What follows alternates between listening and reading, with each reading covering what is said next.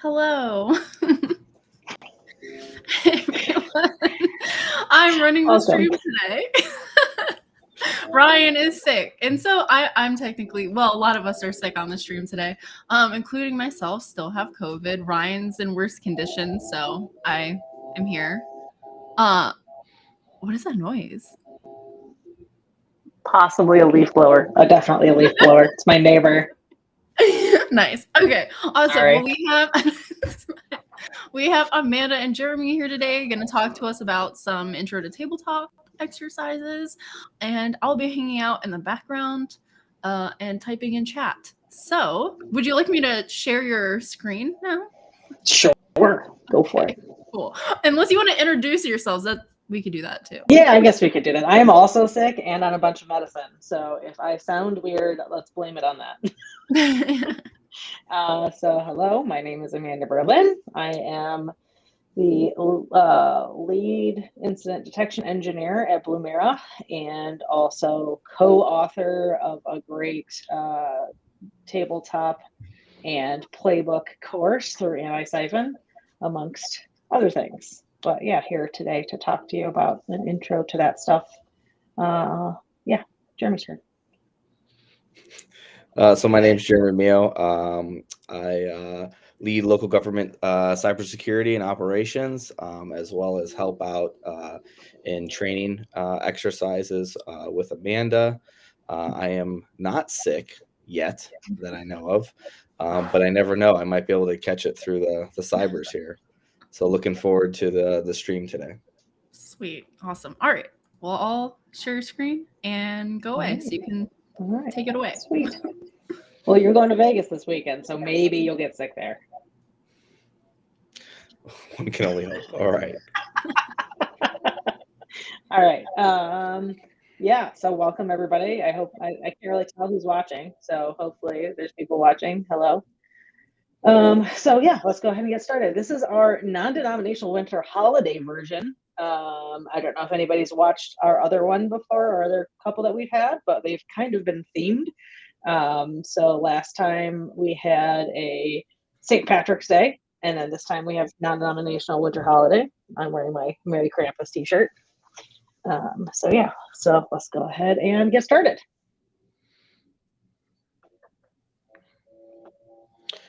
Yeah, so we're going to cover overview of tabletop exercises. We're going to go through the do's and don'ts and a little bit guidelines on how you can run some quick tabletops in your organization. We'll also go through a tabletop example and scenario, and then go through how you can reinforce some of the discussions during a tabletop, and then combining some of those in playbooks. And we have time at the end, we might share out some of our playbook and mind mapping. And then we always, with everything, we always have presents. Always. See if I can get the right screen. There we go. So first off, the overview of a tabletop exercise.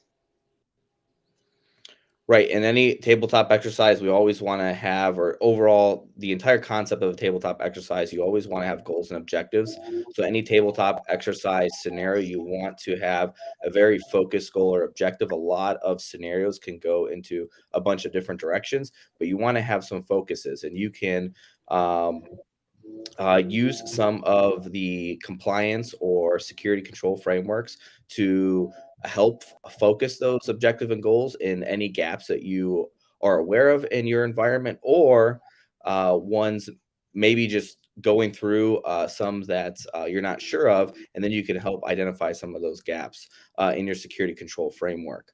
And then after any tabletop exercise, going through a after action report. So making sure you're taking some notes and identifying those gaps or potentially some of those recommended security controls, and then sharing that with management or whoever is ultimately security or IT leadership to be able to try to get those recommendations or controls identified and addressed going forward, instead of just sitting there to the next tabletop exercise. You always want to have someone sign off on those. So with that said, we can go right into the do's and don'ts of our 15-minute tabletops. So here's some instructions and examples. You always want to break it in the scenarios into meaningful learning points. You want to read it loud and clear for all to hear. And the discussion page, you want to have focused on some type of framework. The ones that we try to focus on is the NIST cybersecurity framework. So we will always point our discussion page into identification, detection, and then containment mitigation, and then any type of preventative or communication controls. But again, the overall objective is always to have a productive and engaging discussion, especially with the right people in the room to identify gaps to prioritize for your organization. So with that, Amanda can go over some of the do's and don'ts there. Yeah, so pointing out just identifying gaps is a huge benefit to running tabletops, and walking through legitimately anything that you can possibly think of that may happen in an organization. So some things that you want to do in those smaller tabletops is, and larger ones really, is designating a single individual to facilitate. So that gives that person kind of say-so on steering the conversation. So if discussion kind of goes off in left field, you can kind of pull those people back. You can remind them what the goals and objectives are. We can that person is in charge of like kind of stepping out of their normal role and making sure that the exercise in general goes really well. Being sure to include members that need to be there. So a lot of times people will start out small and just with your small group of people. So maybe you just start with like your SOC team, or maybe you start with your security engineers, or maybe your IT group is only 5 people. Start with your IT group. It's a really good way to do proof of concepts and prove to leadership that they can actually have benefit. And then also keeping track via discussion guide. So that facilitator will have that discussion guide and can kind of go over that and make sure you're always keeping in line. Don't, or at least try not to stray from scope. It's really, really difficult in real life and in tabletops to always stay on scope. But have something set aside as a process that you're like, oh my gosh, what if like this other system that we know isn't backed up? What if it hits that? Well, that's not actually in the tabletop. Let's put that. People call it like a parking lot or brown bagging or some other things that you can come to at a later time, right? And not, turn your 15-minute tabletop into, 3 weeks. Don't forget to complete the after action report and do follow up. So a lot of the tabletops will turn into action items from that after action report. And, it could be something as simple as documentation. It could be a change in process. It could be validating that something is working that you spoke about in the tabletop. And then also don't be that person. So that person is somebody that's, constantly argumentative and kind of takes things off track or is always right. We all know those people. But making it an open and honest and comfortable place to talk about all of these things really helps further the security that you're going for with running these exercises. All right. So we're going to do our first tabletop scenario and then kind of walk through what the creation of tabletop is around this. And then we will walk through some discussion around it and then actually create a playbook. So first one, obviously it's going to be, non-denominationally winter related. So suspicious connections are discovered on the email server to the North Pole, because we know we actually looked for the outline of the North Pole and then realized it's just like ocean and icebergs and stuff. So yeah, it's all right. They probably don't have any email servers up there anyways. But further investigation discovers that a web shell, commonly called Santa's Little Helper, and potential privilege access to administrative accounts. So how do you respond?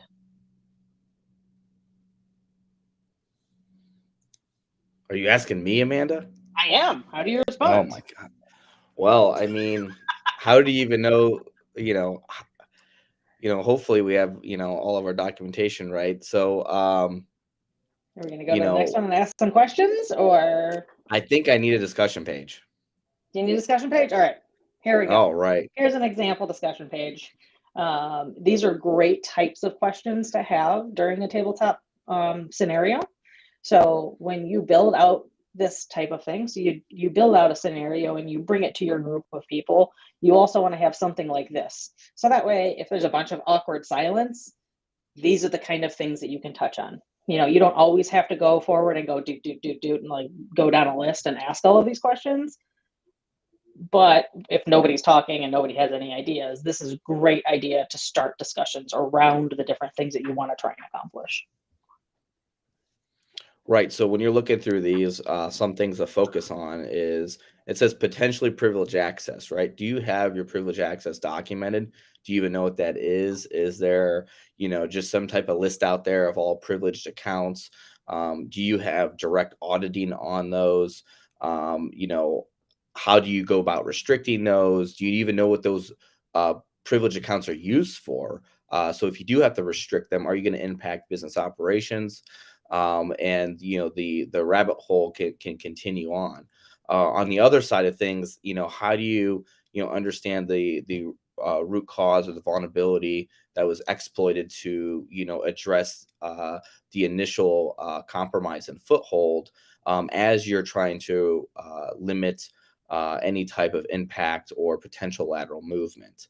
And then when you do figure out what to do and when to respond, can you just take everything down? Can you make some emergency changes? Do you have a process in place for that? Do you have some type of emergency change management? Do you understand even what you are impacting, depending on if you're in critical services?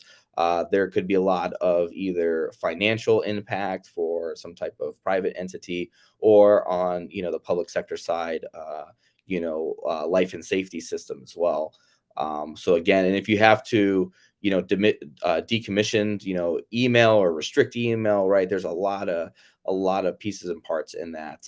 So this, overall scenario is taken from the, Exchange web shell vulnerability. But a lot of people, might not have thought some of these through, or hastily started responding. And a lot of these questions were afterthoughts. So these are the type of things that you can go through to make sure that you have some type of plan, or at least you have the discussion with your team beforehand. And then what happens if you do find that they aren't, merely malicious at all, or you went and pivoted down a wrong path? It could have just been, increased traffic because you enabled a new functionality in, some type of feature in Office 365 or in Exchange, and now all of a sudden you have more increased traffic. That's potential. What looked like a web shell maybe was some type of new app that the business unit didn't tell you about, right? So those are the type of things you have to think about, but also do it in a somewhat structured fashion, so you're not sitting there and questioning every little thing. Another component of the tabletop framework and tabletop programs is to have those NIST functions in the bottom right there. So then and you're keeping track of the specific security control items that you're testing. A lot of these scenarios will hit a lot of different functions, but that's why you want to focus in some critical ones. For instance, some of these are, controlling networks or communication control networks are protected, right? You want to make sure that you're detecting, the proper events and they're analyzed, and then that that the detection information is communicated to the appropriate parties. So you're really trying to focus on, that communication, as well as that things are, analyzed and understood properly for either the security and IT teams, and focusing there. Even though this kind of goes through a lot of different rabbit holes, you want to focus there. And then as you go through different scenarios, you can focus on other things.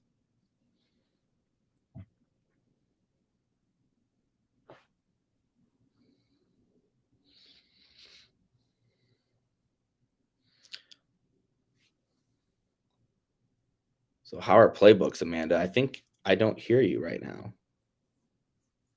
That's because I muted myself. But the leaf blower was really close to the window.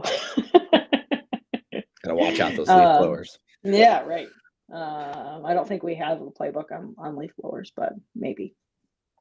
So next tabletop. because we were dealing with this web shell mail compromise, which a lot of times, at least recently, has been proxy logon or proxy shell, whatever it's called.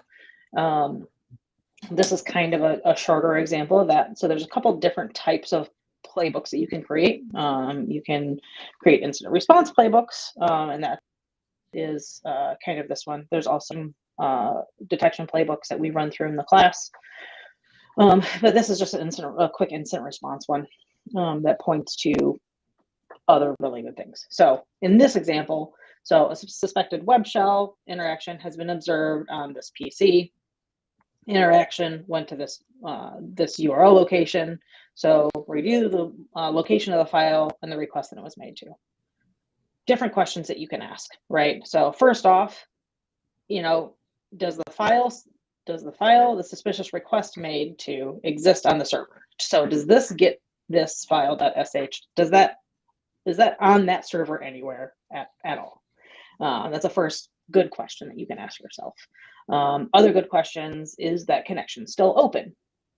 Are there any other suspicious processes happening on that device? So if you look through, there's a lot of really good resources out there, including our class next week, that kind of go through a lot of different areas that you want to look into when it comes to incident response playbook.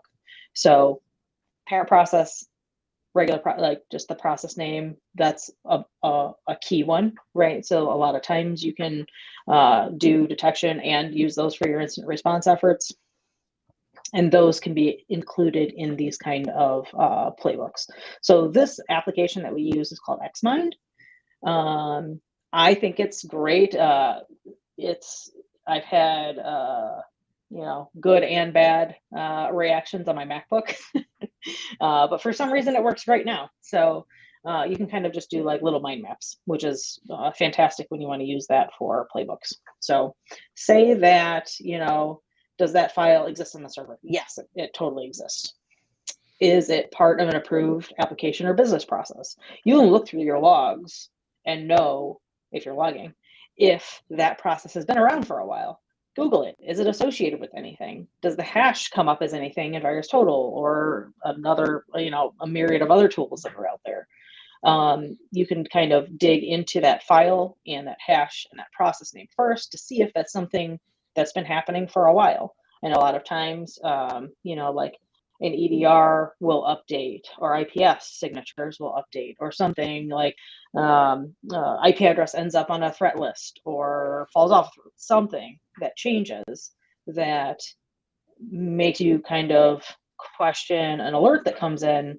You're like, oh shoot, like this is terrible. I have this web shell on this device. I mean, that's kind of less common, but this file has been run, this process been run, whatever. And then come to find out, like, no, that's been running for a while.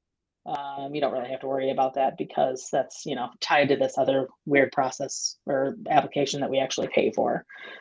Granted, paid for applications can still be sketchy, but, at least you know that it's been around there for a while. So say if it's not, though, say that it has absolutely nothing to do with what you've been doing. So review the activity of the connections made by the hosts that made the connections to the web shell.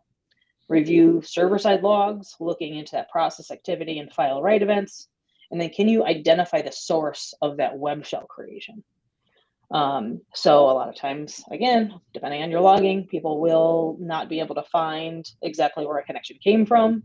Maybe they don't have those firewall logs turned on. Maybe it came from an internal connection. Maybe the logs have rotated since then. You don't know.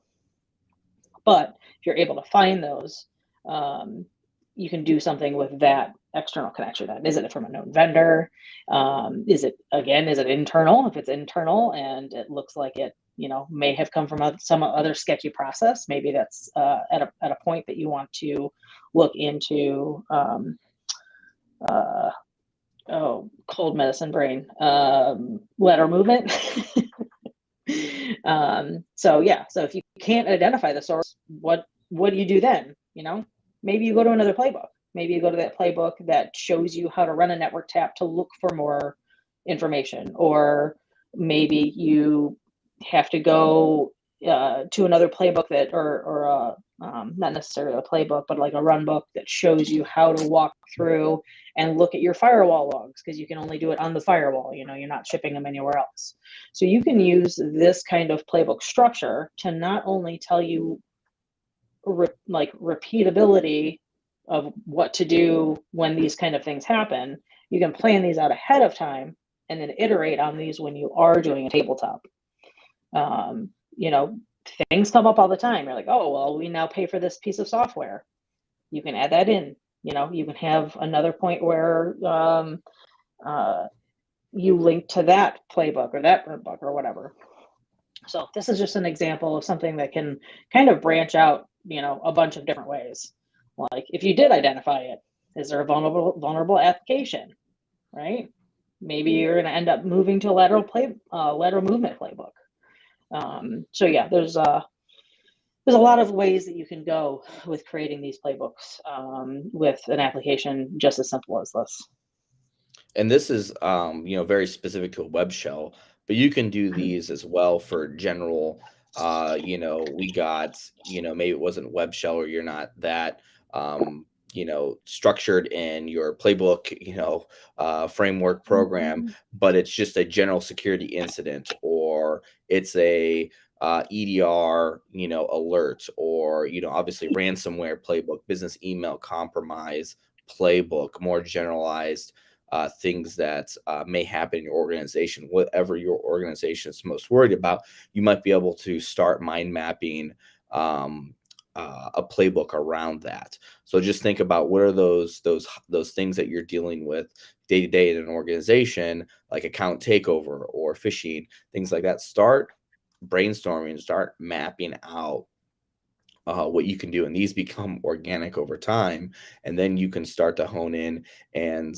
identify if you need another playbook for a specific section, or the specific tools, and get more specific down to your organization, your capabilities. Maybe you have network taps, maybe you can set up span ports everywhere, or maybe you can't, and at some point you just need to know and validate that from an analyst perspective, that you've exhausted the current tools that are available in the capabilities of your program. Now I need to think third party. Do I need to get someone else? What do we do now?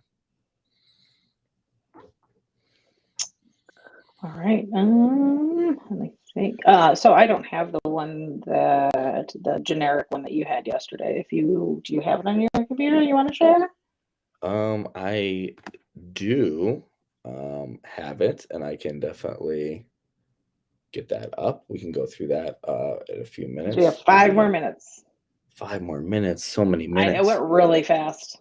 Oh man, that's yeah. I will quickly, because I definitely know how to share things through this new platform here. I'm also going to share. Did you know that you have to sign up for Bitly now? I am not aware. I have not had to make a Bitly link in a long, long time. So I'm going to share in chat our GIFs. So what I just showed you, that web shell, just basic playbook is in there, as well as We have a different Xmind in there from a different workshop that we've done. We also have a couple different free scenarios that are tabletops tied to actual like NIST and stuff, and then a whole bunch of other templates. So we have a Playbook template that's just like Microsoft Word. We have full Playbook examples, so one on ransomware and one of a mitigation of a phishing campaign. And then we also have a charter for like actually creating your tabletop program template, as well as an after action report template. So you should be able to see my screen. Oh, at least it was on there. Don't know where it went there. I had it up there. There we go. Yeah, there you go. So this is the ransomware playbook. This is a slightly different form that Amanda shared. She shared a very specific playbook for web shell. However, this is just an example. This isn't an exhaustive, take home, you're going to be able to combat ransomware from it, but it gets you aware of, or it gets you in the process of mind mapping your playbook to be able to develop more. So in here we have a ransomware playbook. It is split out into the different NIST detection, or the NIST cybersecurity framework incident response sections there, as you can see. When thinking, just going through some things in preparation, you kind of go through, obviously you have awareness, right? Tabletops for doing, we did that earlier. And then you can kind of go into more down into the rabbit hole here, right? Maybe you have attack simulation, maybe you don't, but if you do, are you, testing some of those specific items that are most likely to be in ransomware? If you are hit with ransomware and your controls, did not prevent them, do you have the legal requirements for, whatever organization or industry you're in? Go from cyber insurance to external legal. When do you contact law enforcement? Right, you can start to really go, down this, and this really starts to spiral and spider out. In the, I would say, main response for detection analysis, how do you get detected ransomware? When someone calls up and says, "Hey, there's ransomware on a computer," do you immediately start quarantining and shutting off systems, or do you validate it, right? Do you validate to make sure that that's not some type of scareware? So you'll have, obviously you can get things through your help desk, or maybe you have a security operations center, maybe you don't. What do you have? What guidelines do you have when that, boots on the ground first responder is there, where they start just shutting off systems versus unplugging things from network, versus whatever, your practice you wish to have in your organization, because it might not be the security person that is responding, or the first person that detects that, or gets that from a potentially user. Obviously, there's a lot of system alerts, right? We go back down all of these. Maybe you're getting notified from a third party. How do you verify the contacts? So you can really go down through, and we can provide this as well. I believe it's in the Google Drive that Amanda is sharing out. And then going down to containment and eradication, what capabilities does your organization have? Can you network segment things? Do you have an isolation VLAN? Can you isolate devices through either your EDR or some type of other software platform or device management platform? If it's a rogue device, it's not domain joined, it's not in your inventory. What do you do in that specific instance? And then, going down even to the identity about, password resets and multi-factor, obviously very important as well. And then, it's, you've contained, you've eradicated, now you need to recover. What's impacted, what do you have backups? What's your last backups? And then, the post-incident response. So these are some things that, again, even at the very basic level, if you aren't going down the specifics of a web shell playbook, maybe you start here with something that's a little more digestible and easy to start with, no matter what size your organization is, especially your IT capabilities or team, security team is. So that's just a quick kind of overview of that. So I don't know what the time is, but I'll stop sharing here. And Yeah, it is 5 o'clock. So let me just share the last screen with our info on it, and then we can finish up here. So this is me. You can contact me. That's just my personal email address and my Twitter/Mastodon account. Now that people seem to be hightailing it over there. So feel free to reach out with any questions that you might have. Yep, and you can find me as well on Twitter and Mastodon. And I look forward to it. If you have a chance, check out our training. We are having it next week, Tuesday, I believe. Yep. Awesome. Thanks for coming on and sharing this with us. Half hour's real quick. Yeah. Do we have any questions for our guests here, chat? Did we learn stuff? I learned stuff. So yeah, I did find I totally forgot y'all like posted the YouTube and the Twitch links. So I'm like, oh my gosh, I actually found the chat. Oh yeah. Yeah, if y'all are following us on Twitch, we're on Twitch, YouTube. We don't do LinkedIn anymore, apparently. Learned that today. But yeah, that's so anyone who is also viewing, if you prefer to watch on Twitch or YouTube, got the two options. So cool. All right. Well, if we don't have any questions, thanks for joining us, everyone. I'm going to go ahead and end the stream, kill it with fire, as Jason says.